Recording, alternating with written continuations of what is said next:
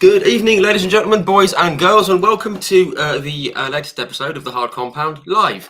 For those of you who don't know, my name's Rich and I run and operate the Hard Compound. We're a one-stop shop for all things motorsport, and we can be found on Facebook, Instagram, and Twitter primarily, and these videos can be found on YouTube. Excuse me.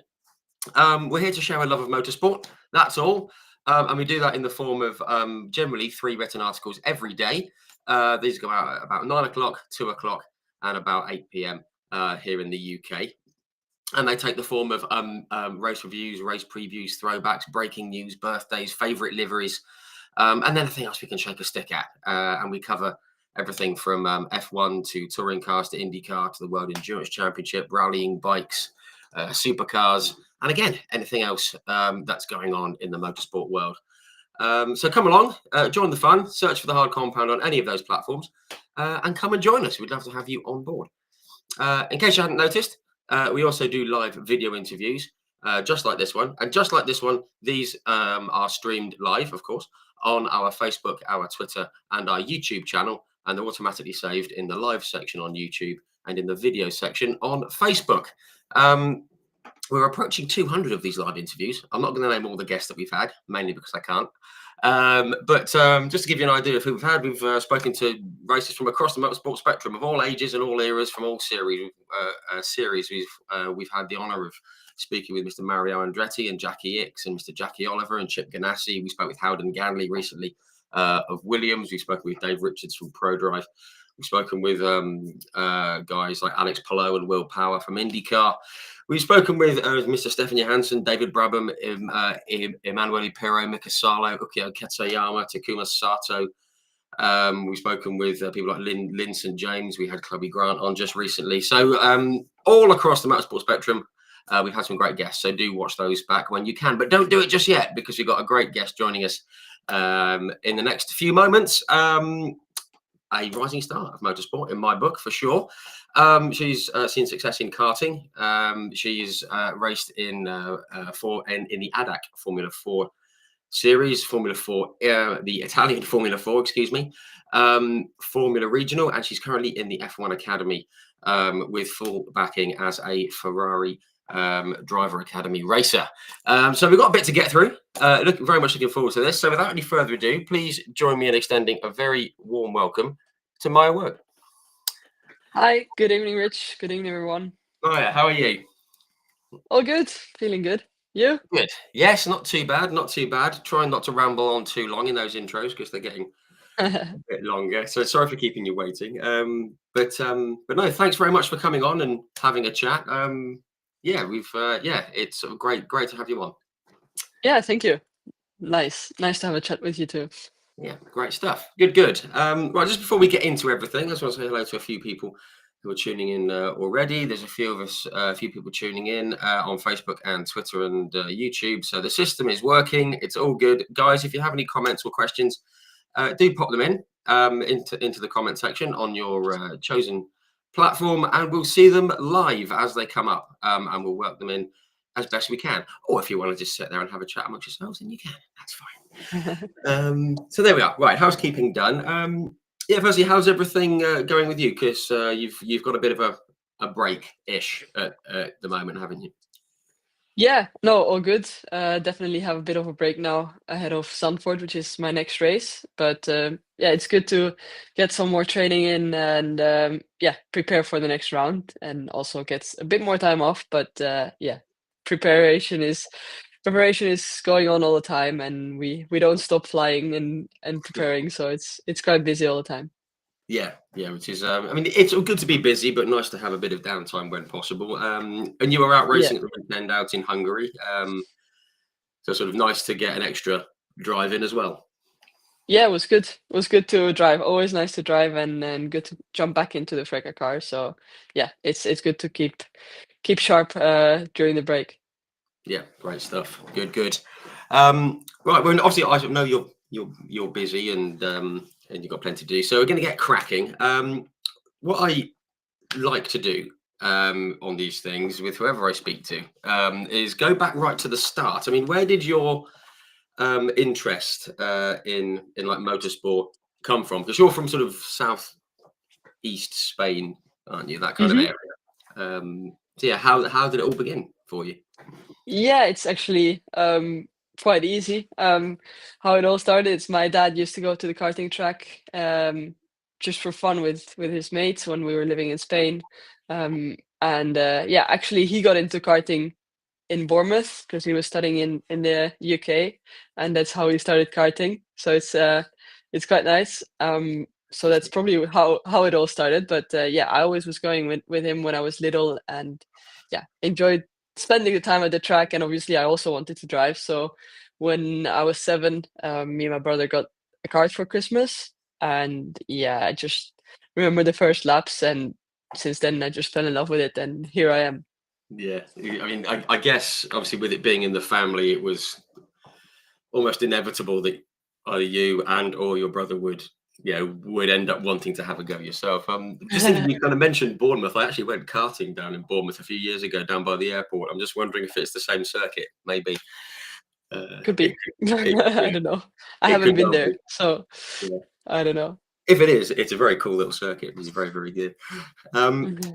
so obviously you turned your first laps in a kart and you kind of fell in love with it. I guess you always wanted to start competing. Once you'd done it for fun, Yeah. did you start thinking how can I go and try and start beating people?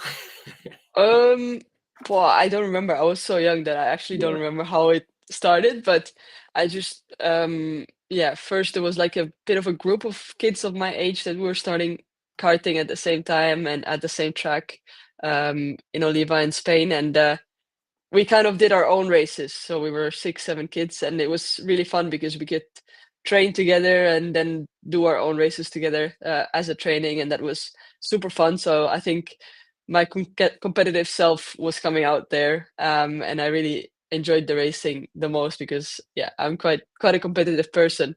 And then it just escalated and escalated until yeah, somehow we got to do Spanish champs, and then got into WSK and everything. So yeah, it goes quite quickly. But yeah, it was good fun times. yeah, for sure. I mean, I think I saw, was it 2013? I think you started competing, and within a couple of years, you had won your first championship. I think you won another one, like was it the Mini 60 in 2016? So, and obviously, Yeah, when you've obviously getting quite good, I guess when you start winning, it gives you the confidence, and you think, I can, I can do this, and this is what I want to do with my life. I guess. yeah, yeah. I think as a kid, obviously, um, you don't think as far ahead as that maybe, but when you're enjoying it, when you're, I mean, it was really important to me always. It was not just having fun, because I really wanted to win and I wanted to do the best possible. And I loved being at the track always. And it just goes step by step higher and higher all the time until you get to a point that it becomes serious. So I think more or less 2016 is when it became serious when I won the WSK Final Cup, which is international karting race, but it was my first year racing internationally. So Wow. yeah, that was quite a nice win, and I think that gave a big boost as well, and in confidence, as you said, but also, yeah, to keep growing. Yeah, for sure. And I mean, we've spoken to so many people that have done karting. I mean, I spoke to like Terry Fullerton, who was like the grandfather of karting. Yeah, Everyone knows Terry. yeah, And yeah, he said that karting internationally is so much different to karting just like not locally. What's the word I'm looking for? So like regionally, things like that. yeah, I mean, so many people have found that it was a big step up. I mean, obviously you took to it quite quickly, and you yeah. thought, I can do this. Um, I don't know. It just yeah, it just happened, somehow. Yeah, But it was a big step for sure. But still, when I started regionally, then I went nationally in Spain, and um, after doing well nationally, so almost being Spanish champion and winning the Copa de Campeones that year. Yeah, that gave me then the confidence and the chance to go racing internationally. So it all goes step by step. So I mean, when you arrive internationally and there's 100 kids in your category, it's quite overwhelming maybe the first race, but yeah, you get used to it. Yeah, yeah, sure. And and obviously we said that you saw like more success internationally as well, and you just kept like progressing and growing and things like that. I mean, there comes to a point though where I guess your head kind of starts turning towards cars and what the next route might be. Mm, I mean, I don't want to dwell too much on the subject, but there is the subject of funding and backing and whatever you want to call yeah. it. It affects everyone, doesn't it? People talk about pay Yes. drivers these days. I mean, the whole motorsport world was built on people, guys like Nicky Lauda, obviously Ferrari, great, borrowed money to go racing. It happened, but I mean, were you looking at various different routes out of karting, GTs or single seaters or anything like that, or was it just a case of let's see what we can do somewhere somehow? Yeah. I mean, in the end, it was difficult because we didn't really know what to do. It was basically during COVID time. So I was 16 back then, Right, and yeah, then there was the Girls on Track Rising Stars program coming out, and we said, okay, let's give it a shot. We applied for it, and because basically we didn't know how to make that step out of karting into racing, into sure, car racing and so on, or single seaters. So we thought that was our best shot, and we took it, and it worked out pretty well because that's how I got into the Scuderia Ferrari Driver Academy. Because yeah, it was a big selection progress, but in the end, it worked out, and I think it was a big step into my career, and allowed me to then race. Yeah, international in Formula 4, sorry. yeah, But yeah, without that, for us personally, I think it would have been impossible to find the budget to do that because it's, as you say, it's the most difficult thing to find, and it's every year it's a struggle to find the budget to be able to race and to test and so on. So it's a continuous push and struggle to find all the sponsors and backing to race. yeah, yeah, sure. And it's such a common problem for everyone, isn't it? Whatever level they're racing at. Obviously I've been advised by Ferrari that I can't, go into too much detail about the about everything. But I'm just go back to the girls on track. Obviously, you applied for it because it was a route into racing. Yeah. You got accepted. I think it was you and 19 other female racers between sort of the age, well, between like a young age, basically, wasn't it? Yeah. Just quickly, what did the program consist of? Because there were, I believe, what, three stages, and how did it? What did you, just very quickly? What did you have to do basically in each of the stages? Yeah, we started doing a stage in karting in Paul Ricard. So yeah, just karting and some physical and so on assessments as well, of course. But yeah, mainly the karting part went well. Moved on to the next stage. So the next, I think it was maybe 8 or 12. I can't really remember how many people were going through to the next stage. It was F4. So we did some F4 days at Paul Ricard, and yeah, and then the four best then went on to doing a full week in Maranello, which was really a dream come true already to be in Maranello to learn a lot of things and do the physical stuff, the mental assessment, and drive on Fiorano. At the end was really one of the best experiences, and I was quite nervous back then, but yeah, it was great to actually be here now every day almost. Yeah, that's amazing. I mean, one thing I do like to ask is people that transition from karts to cars, because obviously people take different routes. Obviously, if they're going into touring cars, it's a bit different. But single seaters, you've gone from karting to F4. You've got slicks and downforce and all that kind of thing to deal with.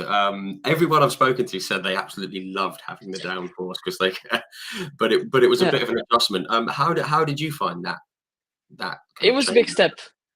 It was a big step for sure. As you said, the car is heavier, you have downforce, you have the driving style is different and so on. So it was a lot to learn. So it was good to have the backing of the academy to teach me all these new techniques and to make progress quicker.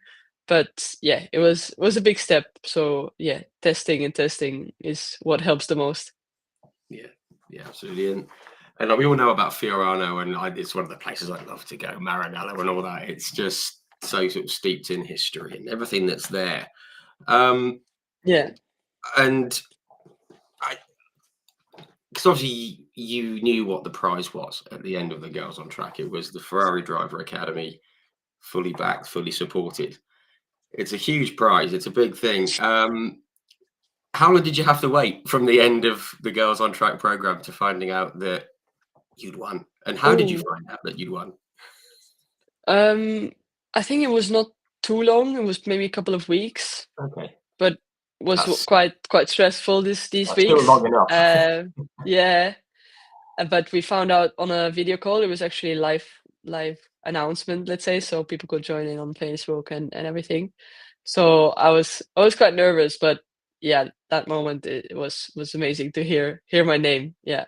Wow, wow, and I guess you kind of had to almost like pack up and leave pretty quickly. Yeah, I literally did that. Yeah, I moved in. I moved away from home within a week, I think, or something like that. It was quite crazy. Wow, and you were what, 16, 17 this time? 16, 17? Yeah, I was Wow, I was yeah I was 16 still, I think. Yeah, that's incredible. yeah. Um, So it was that- quite a big step. yeah, having to move away, and I mean, there's like moving away, and then there's moving away, and moving away to Maranello. That's Yeah, pretty huge. Wow. but But yeah, it's what I I wanted to do, so it was easy. yeah, absolutely. And I guess you didn't have time to think, and you just wanted to do it, and you went for it, and just embraced it and went Exactly. with it. I suppose Yeah. it's fantastic. And obviously, we need to say, as you said, you've had huge help from Ferrari with the driver academy, with everything from racing to everything that like surrounds the racing world. I mean, did you ever kind of have to pinch yourself to think, is this really happening? I've got Ferrari backing, and this is happening so quickly. Um, yeah, but it was happening so quickly that I didn't have time to think about it. I Sure, think sure. somehow it went really quickly, and of course, the first time you arrive and you're actually part of it, it's quite overwhelming and it gives you goosebumps to put the shirt on and walk into Gestione Sportiva. But yeah, you get used to it quite quickly because there's a lot to do and a lot to learn. So yeah, I got used to it quite quickly. Yeah, fantastic. That's a pretty good thing to have to get used to. Pretty happy with that. Yes. Um, Yeah. so, so your first sort of season racing, excuse me, as I mentioned before, you were entered into the Italian F4 and into the ADAC F4 Yeah. series. I guess like circuits that you'd not been to, a car you hadn't driven. There must Mhm. have been an awful lot of learning, quite a steep learning curve, but I'm sure you loved it, didn't you? Yeah, some great tracks. Like I think Italy has some amazing tracks like Mugello, Imola, um, Monza. I don't know. There was, I mean, Spa as well, Zandvoort. Like just really great tracks to drive around and a lot to learn, as you said. But yeah, made good progress and in both years of Italian F4 was quite a big step. But yeah, the second year especially was a big step forward and yeah, I think I learned a lot, but it was good racing. Yeah, and I think for those who don't know, we're talking like 2021, 2022 here, Yes. and it was a pretty like steady, first season again, just absorbing as much as you could, I suppose, and just Yeah. learning everything. And you won the like women's cup. Okay, there's only a couple of drivers, but you won handsomely, which is always nice. But that second year, the results started to come, didn't they? And they Yeah. because like before you'd been sort of around the middle of the pack type thing, but then that second season, the results really came. I mean, was that just being more comfortable with the car, having learned some of the circuits, and just Yeah. having progressed yourself, I suppose.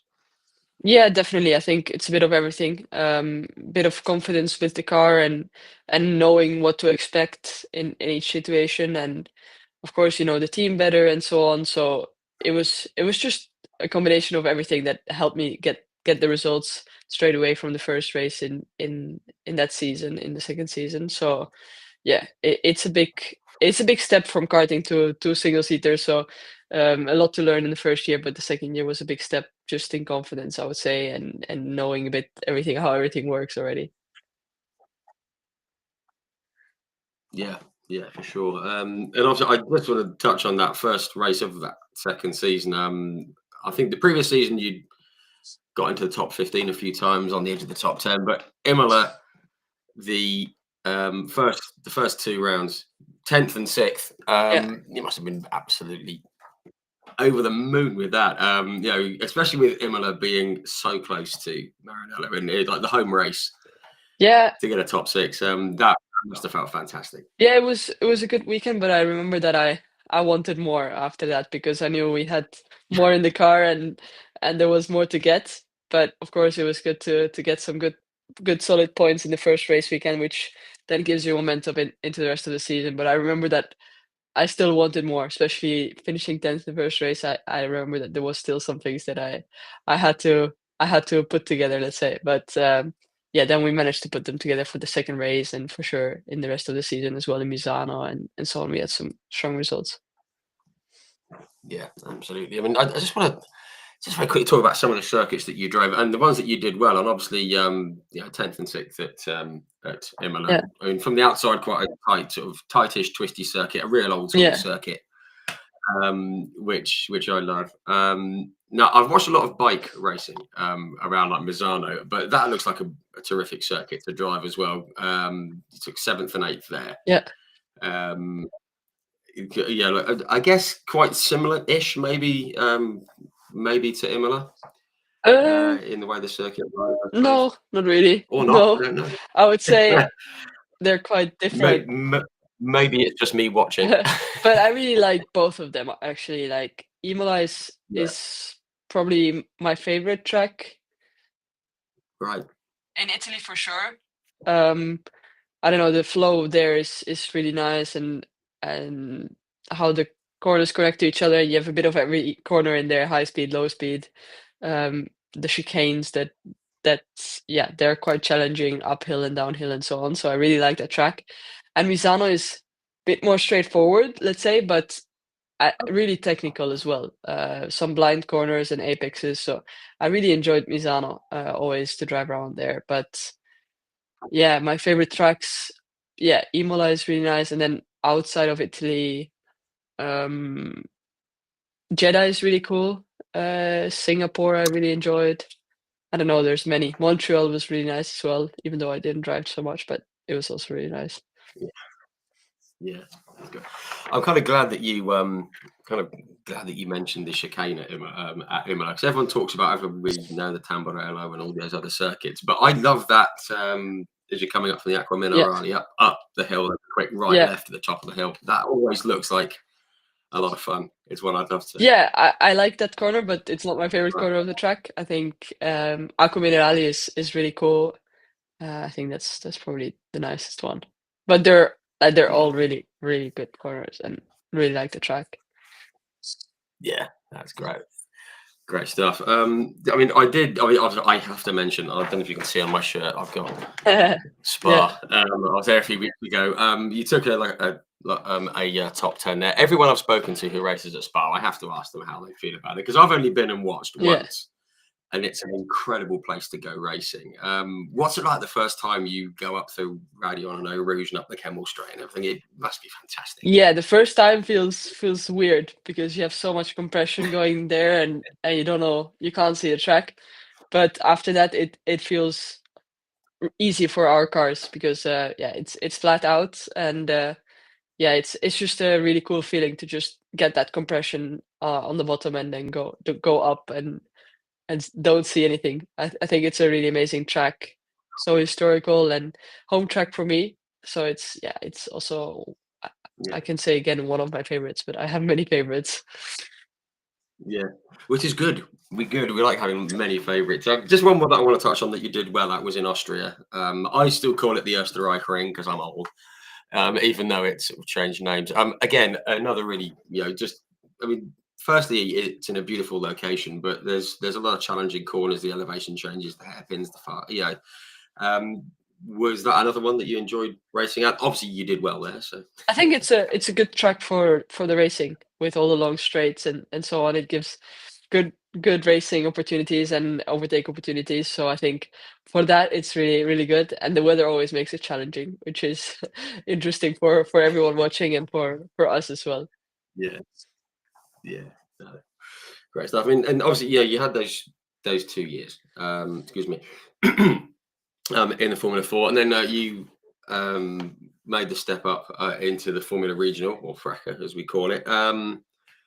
Just quickly, how did that all come about? Was it just based on your progress and the help that you were getting through from like Ferrari, or how did it all come to be that you stepped up? Yeah, I think it was the natural progress to make after 2 seasons in F4 and making a good step in the second season. I think it was the right choice. We ended up driving with Kick, and I think it was a strong season as a rookie. Yeah, the first rounds were a bit more difficult, but as soon as we got it all together with the team and so on, then we started scoring good points in Spa. Actually, from Spa onwards, Yeah, we were always fighting for the top 10 places and for points. So it was definitely a good season, and yeah, finished third rookie in the end of the season. So it was also quite good, and yeah, overall it was a strong one, I think. yeah, for sure. I mean, I just saw, I mean, like the best results. They came at like Spa and Mugello and Paul Ricard and Yeah. Monza, all very fast, all kind of very fast circuits. Is that a coincidence, or Um, do you just like going fast? no, I like going fast, but no, I think we just yeah, the first part was I don't know, all the tracks started suiting us because Mugello is a track which is fast, but all the like a lot of high speed corners, so a high downforce track. Um, and then Monza is the opposite, low downforce track with braking zones, and the same with well, Paul Ricard is a bit in the middle, but yeah, I think especially Monza and Mugello are complete opposites, and we were fast on all of them, so it was a good season. Yeah, and obviously to and not to do well, excuse me, amongst the rookies and to have the experience in the car. Just quickly on the car, how different, sorry, was the car from what you've been driving for the last couple of years? Obviously, you've gone from karts to Formula 4, and then you stepped up again very quickly. Did you take to the Formula Regional car quite well? Yeah, definitely. Did you feel? I mean, obviously, it was a step up in downforce, in the weight of the car, and but yeah, we adapted to it quite quickly. I think the main step is the downforce, get used to carrying more speed into the corners and using that downforce in the best way, and all the rest becomes natural, and yeah, it's always a bit of a different driving style in each car, but that's small things we talk about, but it's mainly just getting used to having a car with more downforce for sure. Yeah, sure. No, great stuff. Um, So again, folks, I mean, if you're not aware, this is 2023. We were talking there. Now, Yeah. 2024, the F1 Academy. Um, Obviously, it had been around previously, but was there any kind of plans to stay in the in like FRECA, or did F1 Academy come along at the right time, or was it always the plan through Ferrari to try and get you in there?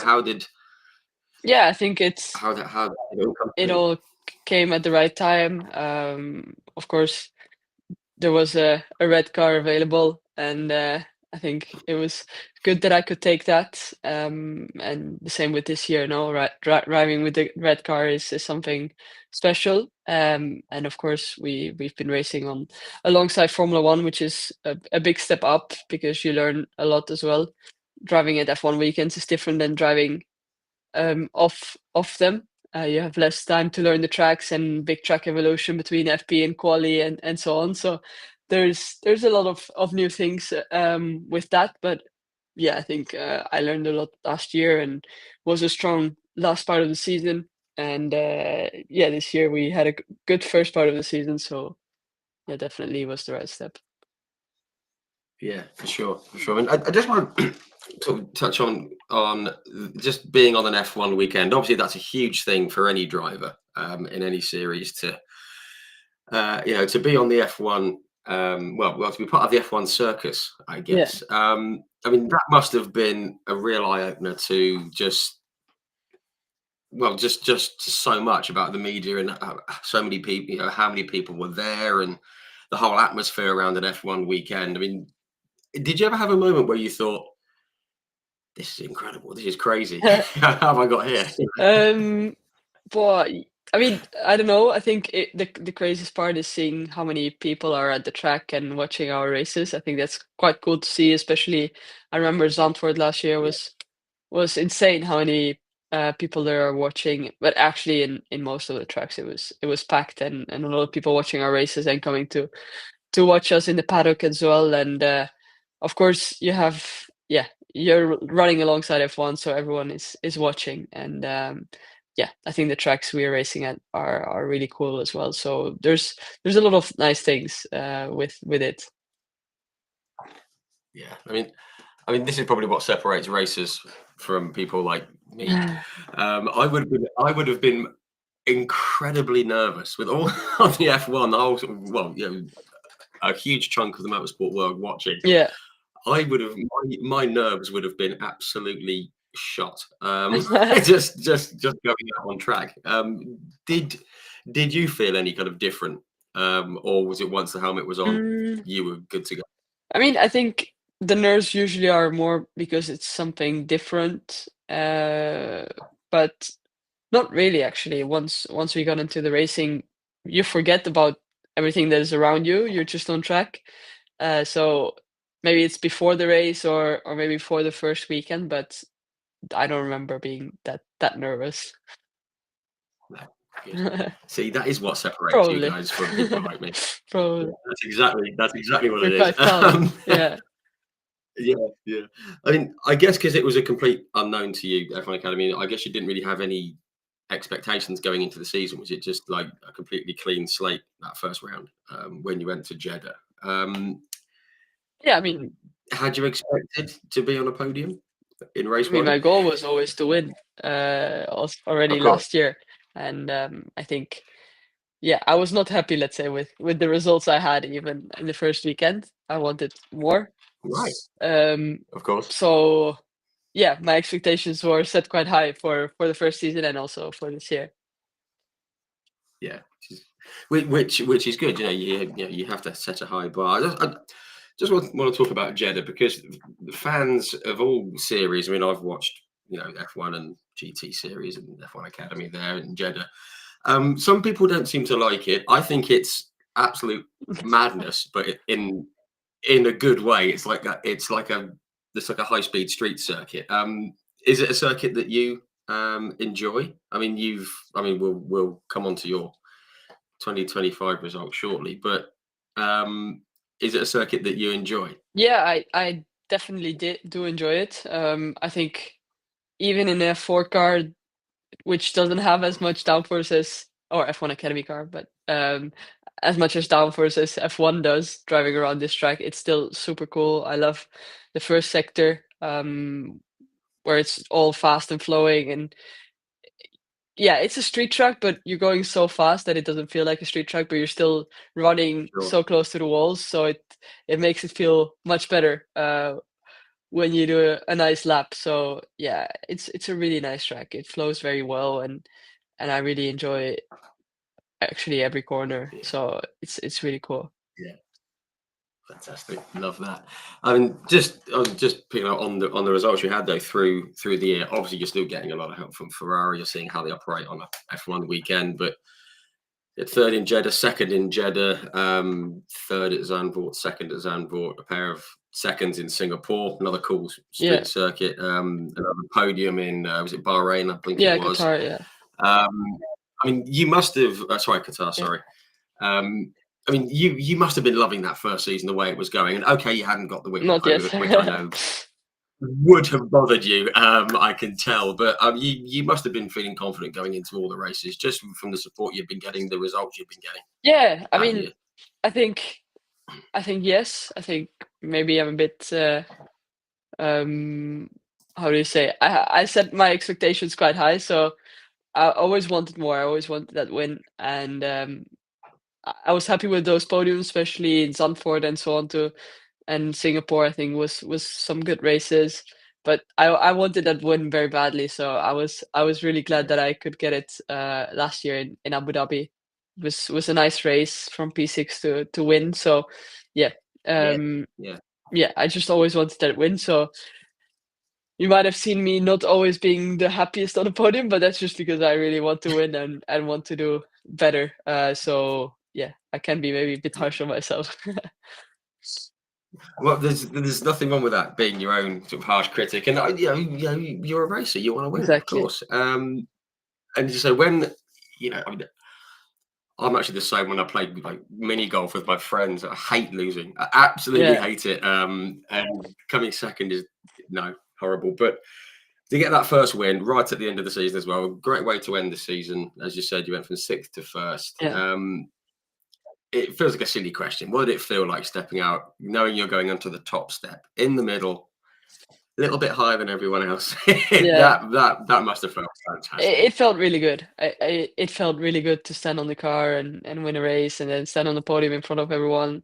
Yeah, it felt like a great way to end the season. You can go relax in the holidays with a smile on your face and yeah, it gives you a boost also for coming into 2025. So yeah, it was really Yeah, nice. yeah. And yeah, obviously, great way to end the season. As you say, looking forward to 2025 straight away. I get the feeling just from talking to you for the last half an hour that your aim straight away was championship, win the championship. Yeah, Is that what you? I guess that. I mean, even though you're in a new team, a few little bits yeah. slightly different, but you must have been thinking, right?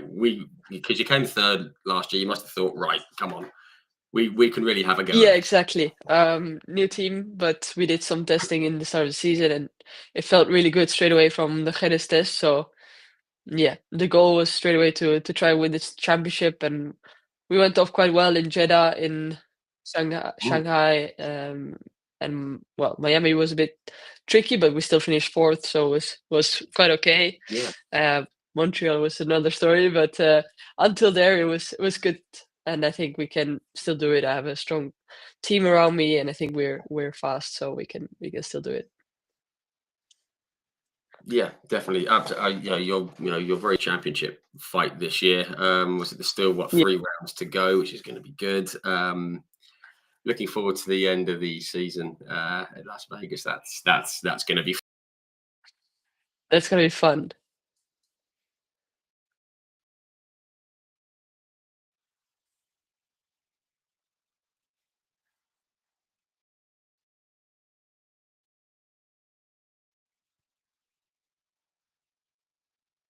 the aim to keep the consistency going and really kick on for the last few rounds, I suppose.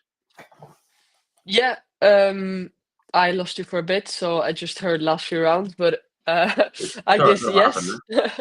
I don't know, it was my internet probably sometimes goes up for a while, but It could be yeah, I me. think I think we have the test in Zandvoort coming up, and yeah, we get back into rhythm there and try to finish off the season strongly. Yeah, and you're obviously in a very good place. In the championship, ready to go. Just a quick one about Las Vegas. There, the end of the season. Um, it kind of divides opinion between motorsport fans. I think it's great. I mean, I think the circuit's provided some good racing. Obviously, it's all very commercial. We all know that, but it's a cool backdrop to go racing in. I mean, is it one that you're looking forward to, just to experience it all? I'm looking forward to all 3 rounds, to be honest. Of Zandvoort is a course. home track, Singapore was probably one of my favorite tracks last year, or I would say my favorite. It was really cool, Singapore, and Las Vegas is a new one. So yeah, I'm excited to go there and yeah, it's the last one of the season, which makes it all interesting. And Yeah. yeah, I think the overtaking is a great track for overtaking. I mean, so I think it will be good.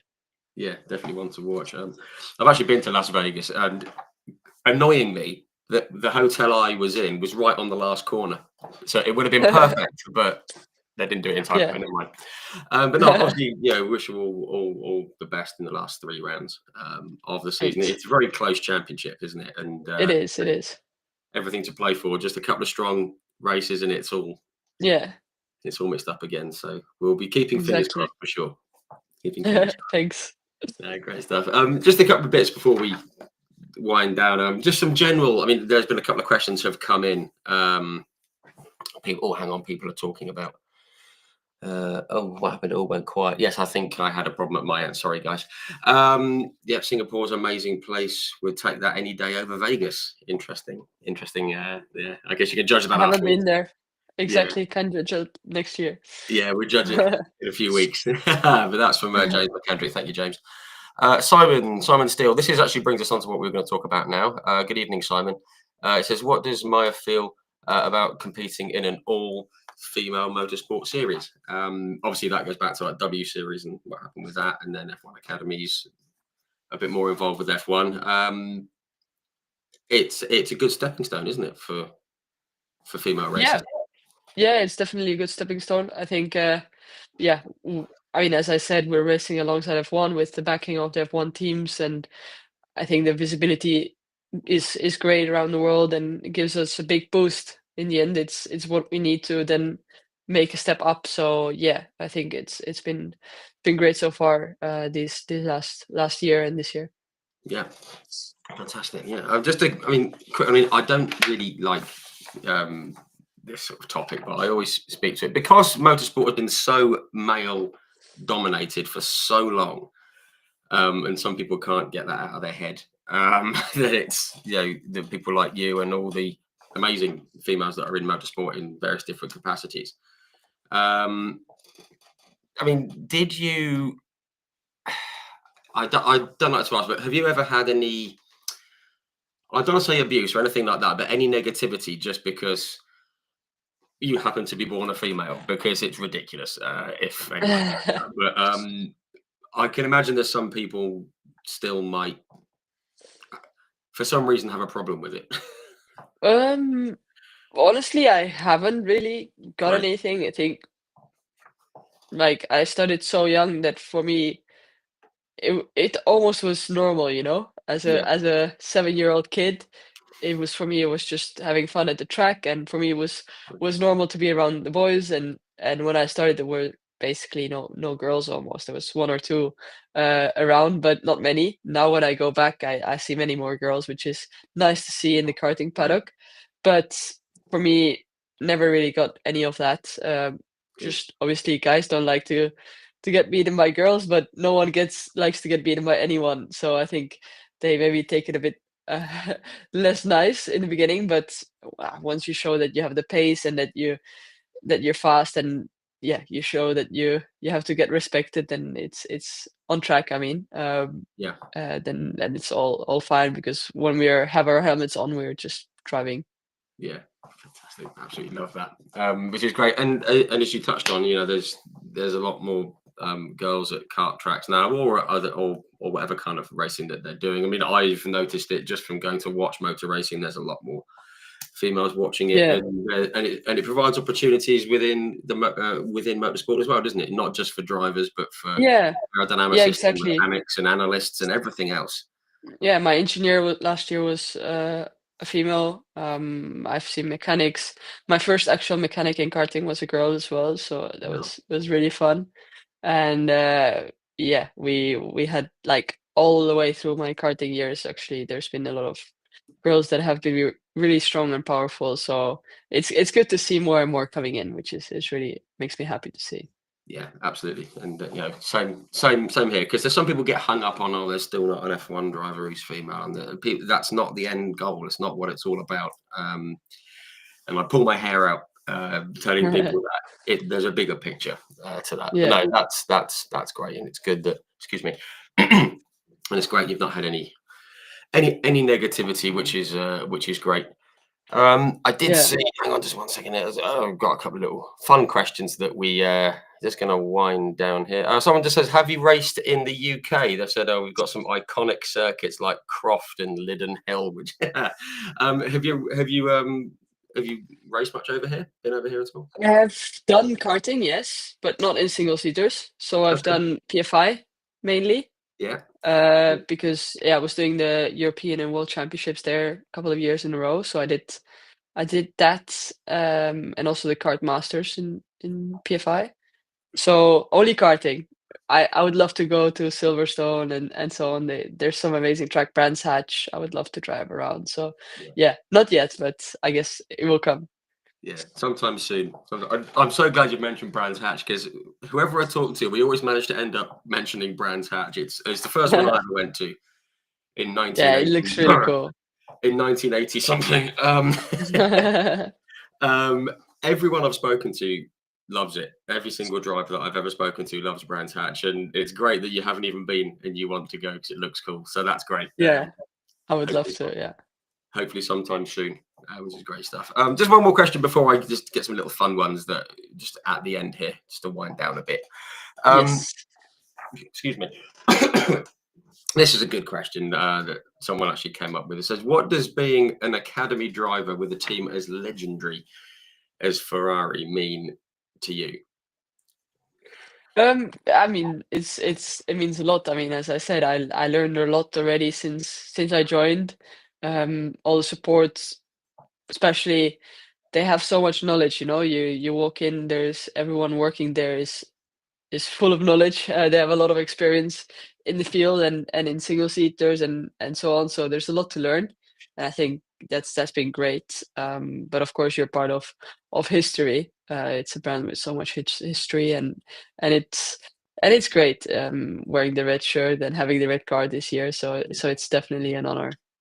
Yeah, I love that last line. It's an honor. I mean, honestly, I mean, I'd consider it an honor just to be able to stand outside the place. So for you to be doing what you're doing is, yeah, it's fantastic. Okay, just some fun questions right at the end, half a dozen of them or so it won't keep you too long.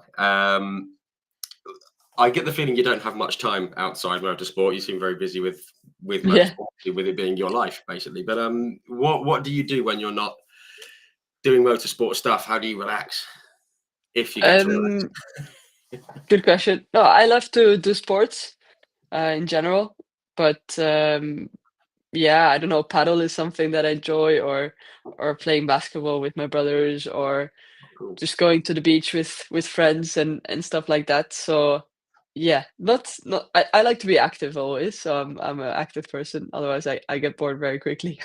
No, that's great. Yeah, I know exactly how you feel. You've got to be doing something. Yeah. um, Obviously, it feels like a bit of a silly question to ask for someone who's so involved with Ferrari. But I mean, what motorsports do you follow most closely outside F1 Academy? Is there anything that you really that you enjoy? I mean, obviously Formula One and all the junior single seater series, so F2, F3, FRECA, F4, all of them. I watch all of the races. I like to watch MotoGP as well. It's really interesting to watch. Um, Yes, sorry, there's I'm a massive bikes fan. So I'm so glad you said that. I don't know much about it, but the races are always really interesting. So when I have the time, I like to watch those. And then of course the endurance races and the Indy 500 I watch. So yeah, I just watch all the races that I can watch or that I have time for watching. Yeah, fantastic. Love that. I'm glad you said the Indy 500. I love that. It's my favorite race in the world. But the endurance stuff, 6 hours of Spa this year. Ferrari won, which was fantastic. Always Uh, good. so that was very cool seeing Ferrari win. And we had a British driver in the winning car, which is nice. No, that's great. This is good. Did you have a favorite driver when you were very, very young, when you were starting out? Was there anyone who, you know, Oh. was your hero? I never had like one hero, let's say. I just had periods. But like when I was karting, I remember I was karting in Spain and Alonso was always winning races and he was actually driving for Ferrari that in that time. And yeah, that was cool to watch. Then Max came along. I was Dutch. I was Dutch. I'm still Dutch, I mean. But of course, I was watching him.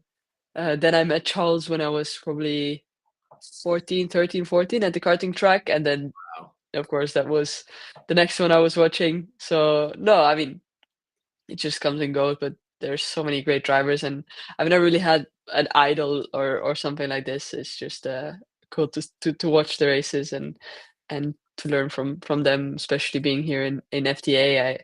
I can learn a lot from seeing how they work and so on. So it's really amazing. Fantastic. That's very, very cool. This is a good one that I always ask. Someone's mentioned, would you come over and do the British Touring Car Championship one day and become a legend? I mean, that You never know. that kind of comes into Ye- my question. I mean, is there a series that you might like to try sometime a bit further down the line, whether it be touring cars or IndyCar or the For me, World as long as Endurance I'm Championship?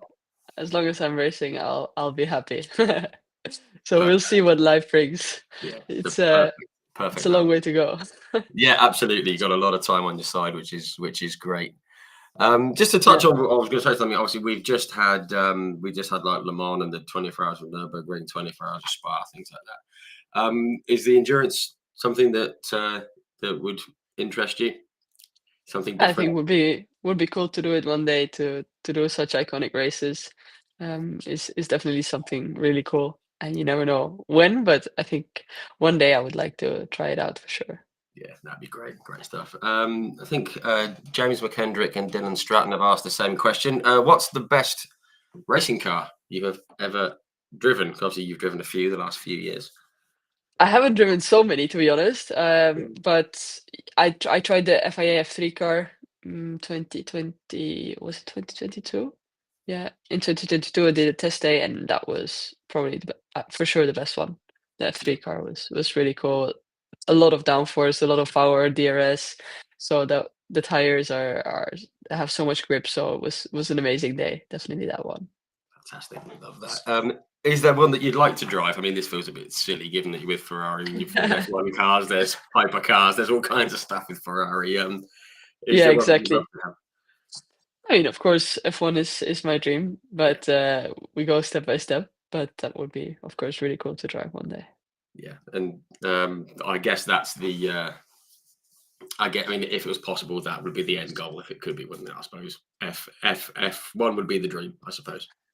Yeah, since I'm a little girl, that's what I've always watched. So that's the biggest dream. So you never know. You never know what life brings you, but we work hard and keep pushing every day. And of course, that's big dream, and that's what we try to achieve and get as close as possible to it.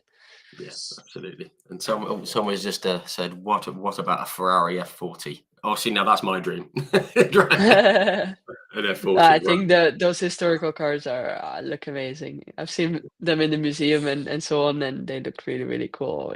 There's so many of them that are so nice. Yeah, absolutely. Yeah, that and a Testarossa. Ooh, lovely. Yeah. Um, okay, one more question. I mean, I think we may have answered it. What's your favourite circuit to drive on? One as well. One that you've driven on and one that you'd love to drive, which is always a good. Okay, I one that I would love to drive is Suzuka. Um, yeah, that one I would love to drive. One that I've done, as I said, I can't choose one because I like a lot of them. Yeah, Um, Imola, Spa, Zandvoort, Singapore, Melbourne, Montreal. I don't know why I said Melbourne. Jeddah. I don't know. There's not one I can pick. So for this moment yet. yeah. No, that's fair enough. Fair enough. I mean, obviously, yeah, we've touched about what could happen and what might happen. Obviously, most important thing at the moment is the last 3 rounds of the F1 Academy season. Yeah, I think we're all hoping that we can add Zandvoort, Singapore, and Las Vegas to your list of favourite tracks after a strong end to the season. exactly. I Um, hope so too. hopefully, we can do that. And obviously, personally, and from all the people tuning in, there's almost a couple of hundred of them tuning in, which is lovely. We all wish you all the very best of luck for the rest of the Thank you. season, and for whatever the future holds as well. Thank you very much. It was lovely to chat with all of you guys. Yeah, no, So yeah, it was nice. Thank you very much. great stuff. Thank you guys for tuning in. Really, really appreciate it. Of course, biggest thanks, of course, go to you, Maya, again. Thanks Thank very you. much for sparing your time. It's been great speaking with you. Thank you very much. Have a nice evening, everyone. Thanks a lot, guys. We'll be back next week. See you later.